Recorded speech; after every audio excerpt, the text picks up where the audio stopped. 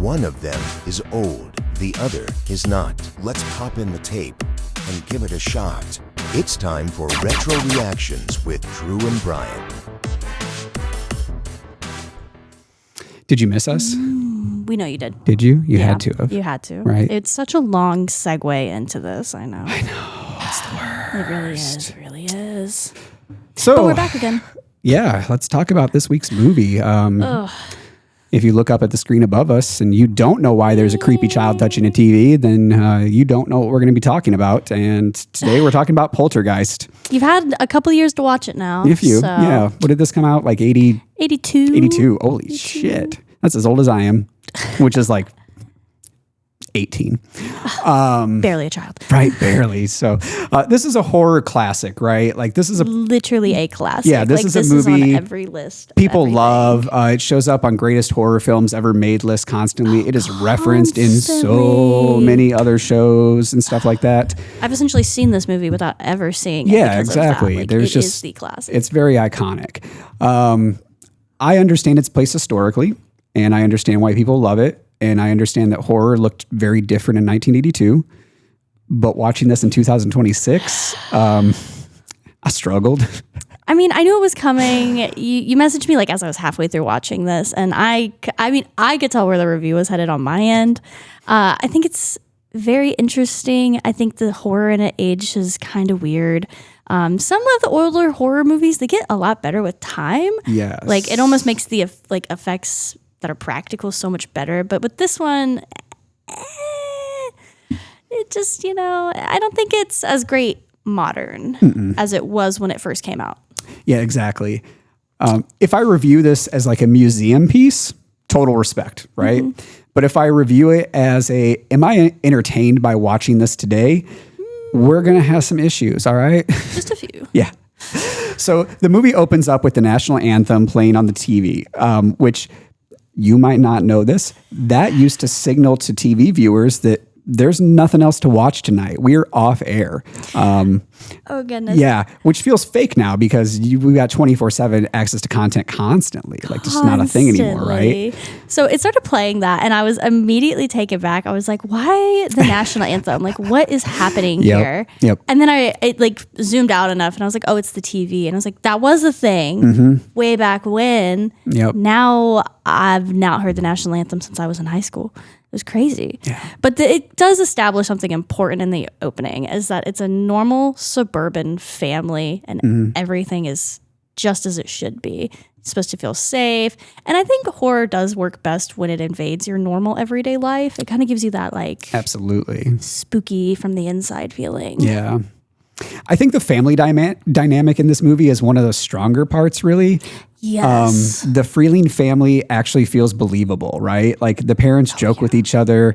The kids act like kids. The house feels lived in. It's relatable. That part works. Right? It's the only movie we've seen so far, 80s movies wise, that the parents like really care about their kids in a normal way. And I was like, oh wait, they don't hate their children. This is not a I hate children 80s movie. No, shockingly, right?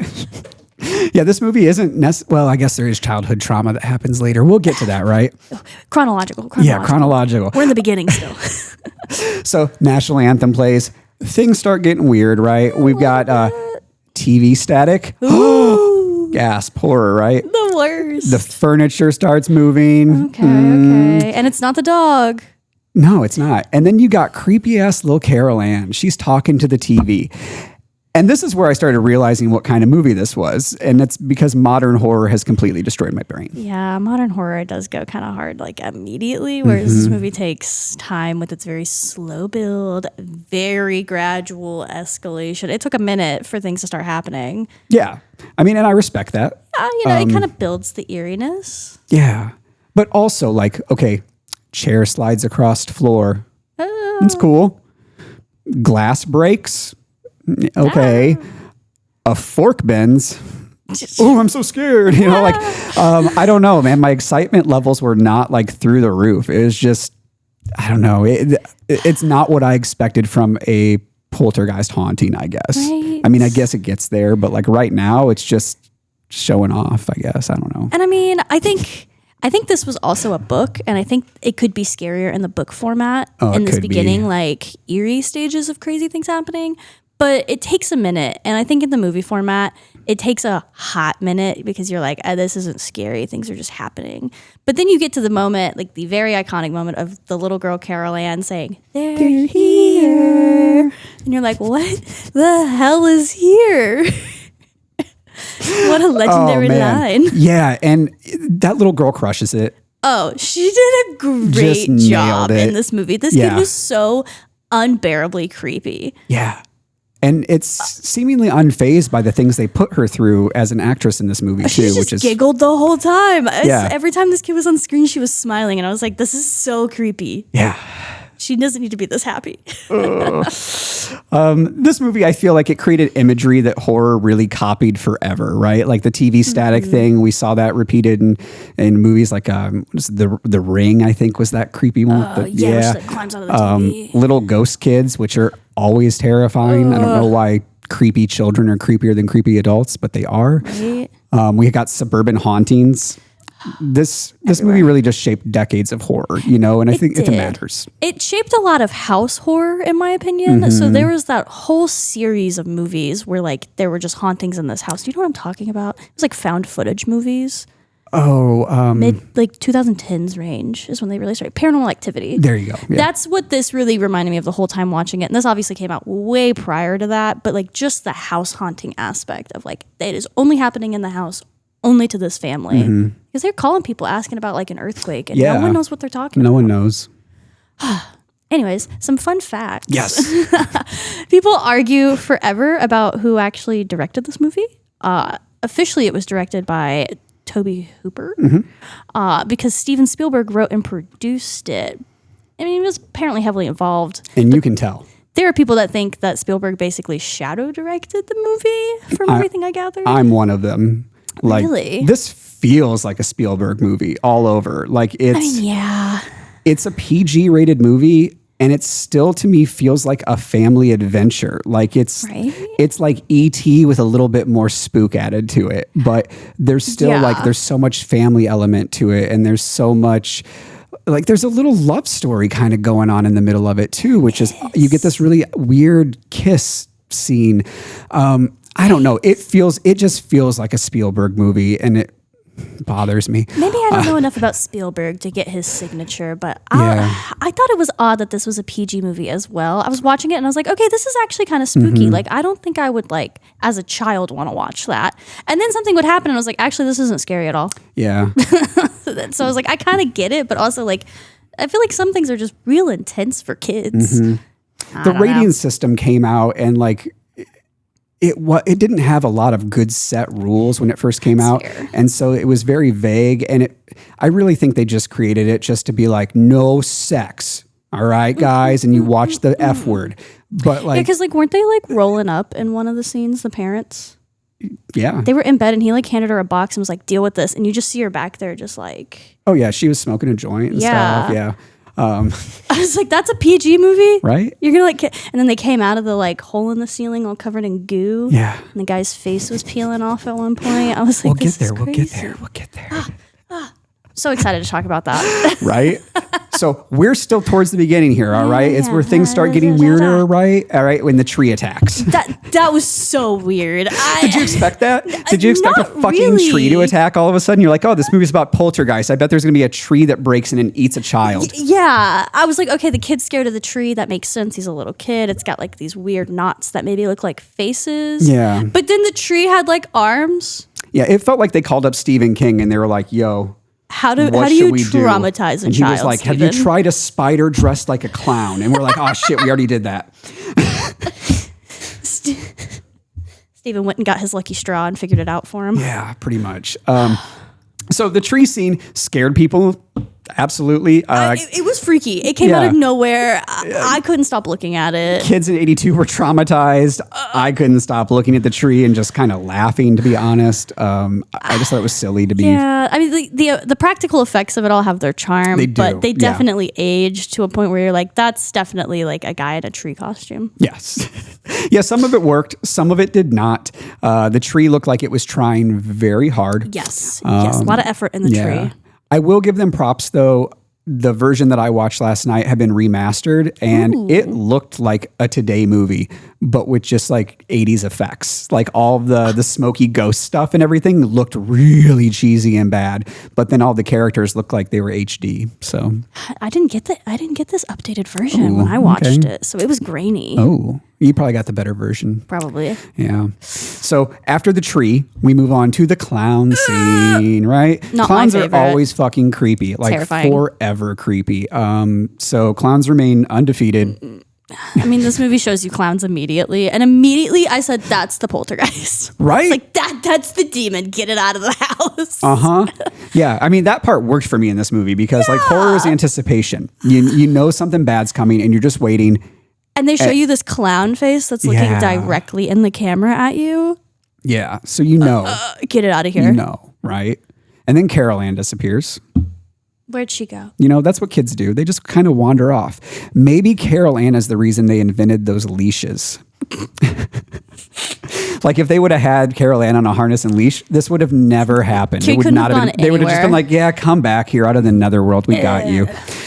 So she gets sucked into a supernatural like TV dimension ghost space Through the thing. closet? Yeah, right.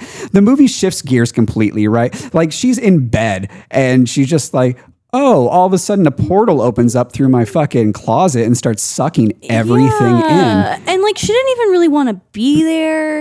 And by the time the No. parents like freak out and realize, they're like pulling everything out of the closet, like the bed's in the closet, the furniture's in Everything. there. And like under this coat is the clown doll. And I'm telling you, that was the poltergeist, It had to guys. have been. It had to be. Had to have been.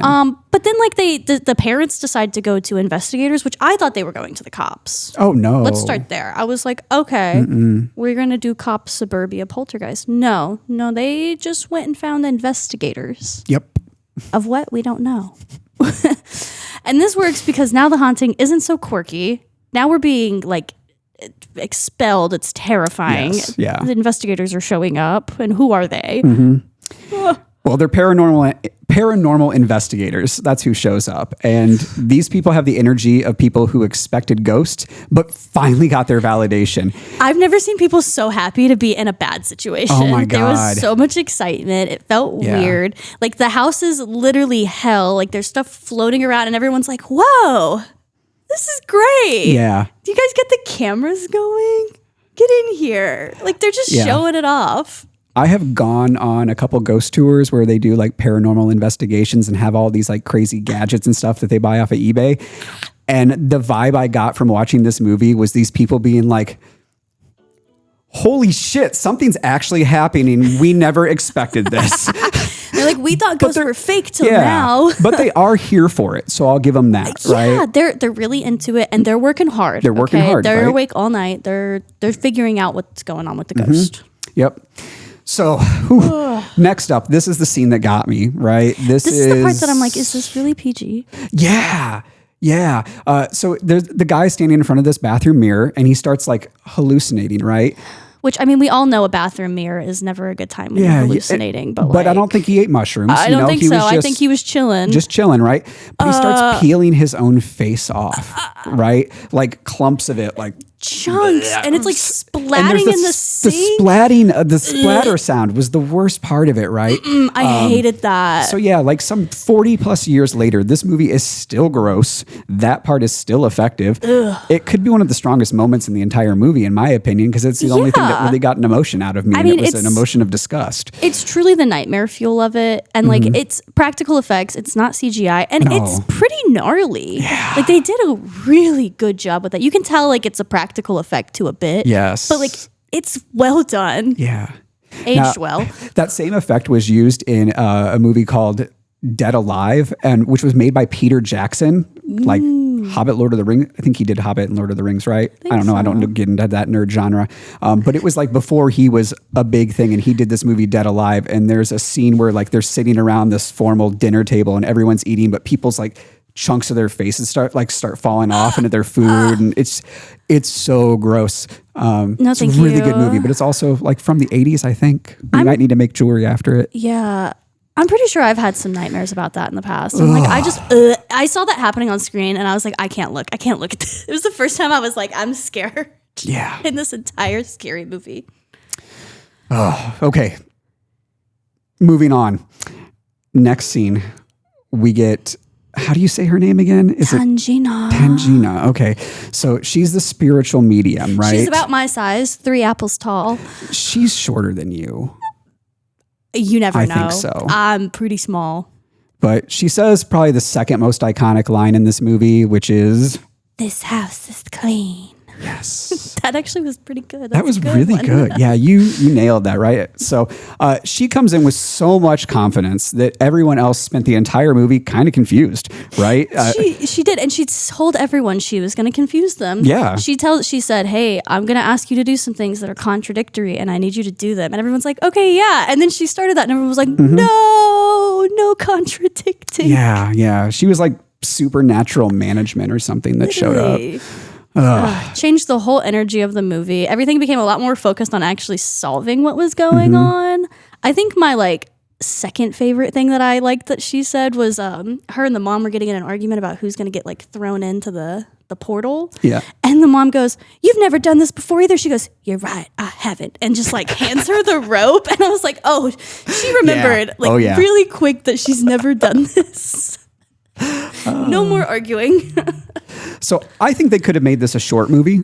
I think they could have ended the movie right here as soon as she said, "This house is clean." This house is clean. Okay, cool. Problem solved. Poltergeist maybe is done. flicker the lights a little and cut to black. Yeah, we know Carol Ann is gone, but she just got eaten by the demons. I don't have any more questions. The house has her. But the movie keeps going. You now get part 2. You get movie number 2 within this. But guess what? It's conspiracy theory time. Perfect. Thank you. I was ready for this. Yes. It's a big one, and it's the Poltergeist curse. Ah! Multiple actors from this franchise died quite young, right? Oh. Multiple people have connected tragedies to the use of real skeletons during filming. Oh. Yeah. Real skeletons? Yes, Those weren't, real skeletons were used. fakes? Because at the time, it was cheaper than fake skeletons. That's horrifying. Right? Yeah. But no actual curse, probably. I don't know. I mean, it could be a coincidence, could be a myth, but there's just a lot of spooky stuff revolving around this movie. It's worth reading into. I'm not going to elaborate too much on it because it could be its own 30-minute segment, and maybe we'll do that. I don't know, but Poltergeist Part 2. Yeah, look into that. That's It's a good crazy. I'm conspiracy. gonna have to Google that. I didn't realize that, and as I was watching it, I was like, "These are really well done skeletons." Yeah, That's kind of freaky. That's why. Ah! Yeah, But we get into the second part of this movie, we do, and we get a big reveal, and we find out why the house is built over a cemetery. I guess. Yeah. So it's pretty classic though. Developer is like, "Hey, buddy, why don't you move to this area here? In fact, why don't you come up on the hill and you can look down on all of the peasants?" And then this guy says, because he's a logical human, he goes, "Oh, but aren't we standing on a cemetery? Aren't there people buried? Yeah." And they're like, "We'll move it. Trust us." Asshole only moved the headstones, right? Didn't move the bodies. Gross. Yeah, you can't live on top of bodies. Then it haunts you. That's really the takeaway from this movie, I think. Terrible business practice, Isn't it? It's like, Yeah.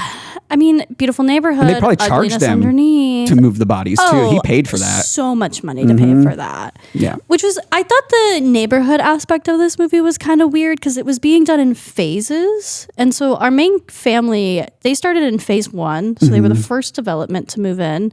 And the dad was a salesman for these developed houses. Yeah.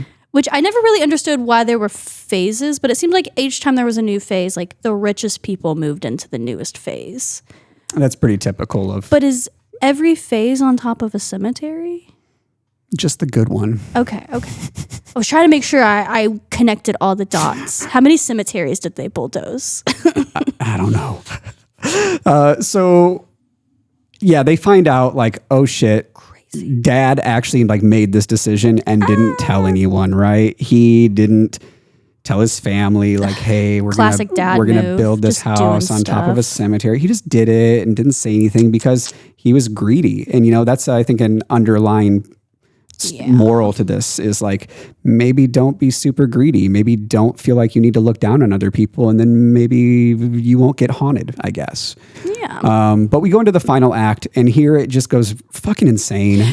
Things just kept happening. Yes. I kept thinking, okay, we're about to wrap it up. So much has already happened. And like, new scene, new scene. Just constant, right? The house implodes. Literally. Yeah, just sucks itself in, right? The ghosts are fucking everywhere. You got bodies just popping up out of the ground. You think you're getting a nice swimming pool in the backyard, and then the next thing you know, like, oh, I actually have guests, and it's 30 corpses, right? You have a mass grave in your swimming pool. Yeah.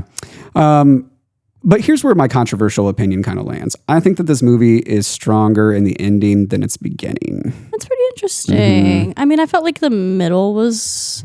it drug a little bit. It drugs so much. It was just...